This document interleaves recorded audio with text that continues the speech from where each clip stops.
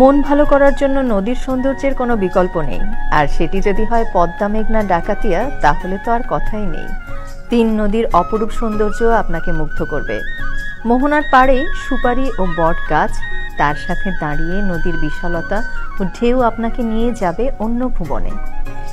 সেই সাথে জেলেদের ইলিশ মাছ ধরাও দেখতে পাবেন। মেঘনা নদীর কোল ঘেঁষে এক টুকরো বালিয়াড়ি, মেঘনার ঢেউগুলো পাহাড় সমান উচ্চতায় আছড়ে পড়ে তীরে। আপনার মনে হবে আপনি আছেন কোনো সমুদ্র সৈকতে। আপনি চাইলে স্নান সেরে নিতে পারেন। দুপুরের ইলিশ ভোজন সেরে ফেলবেন নদীর কোলের কোনো হোটেলে।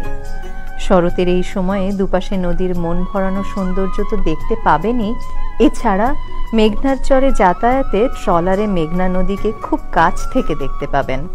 ঢাকার সদরঘাট থেকে লঞ্চে করে খুব সহজেই যেতে পারবেন চাঁদপুরের তিন নদীর মোহনায়।